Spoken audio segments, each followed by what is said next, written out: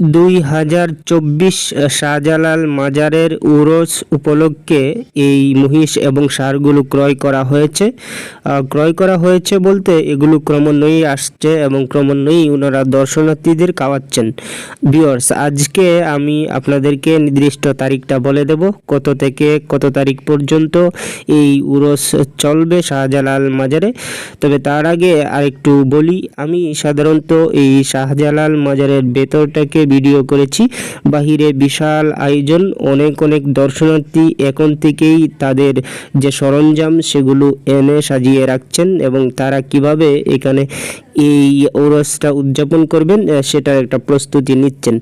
বিশাল এই ষাঁড় এবং মহিষগুলোর সিংহভাগেই মূলত যারা দর্শনার্থী আছেন তারা এখানে দান করেন।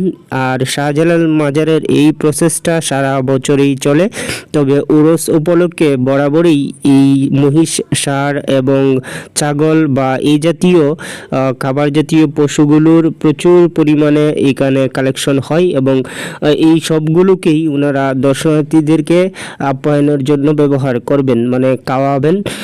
আপনারা জানেন যে সিলেটে শাহজালাল মাজারে প্রতি বছর একটা অনুষ্ঠান হয়, সেটাকে সাধারণত আমরা উরস বলি। এই উরস এবছর মানে 2024 28 এবং 29 মে এই দুইটা দিন এখানে চলবে এবং এই উরস উপলক্ষে সারা বাংলাদেশ থেকে এত পরিমাণের মানুষ আসে যে প্রায় 2-1 কিলোমিটার পর্যন্ত জ্যাম লেগে যায়, মানে একটা আনন্দমুখর ধার্মিক পরিবেশ সৃষ্টি হয়।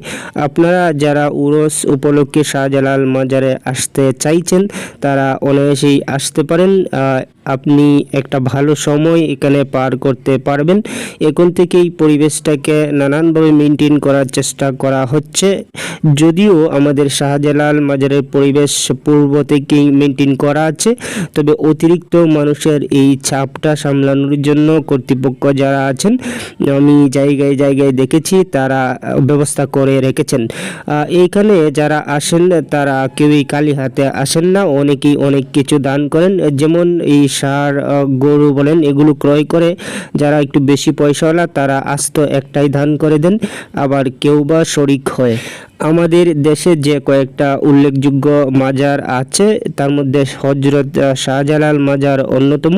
সিলেটের এই মাজারকে কেন্দ্র করে সারা বাংলাদেশে সিলেট আলাদাভাবে একটা পরিচিতি লাভ করেছে। যেহেতু আমি বিজনেস প্রতিবেদনগুলো তৈরি করি সেজন্য বিজনেসের বিষয়টাই বেশি বলছি।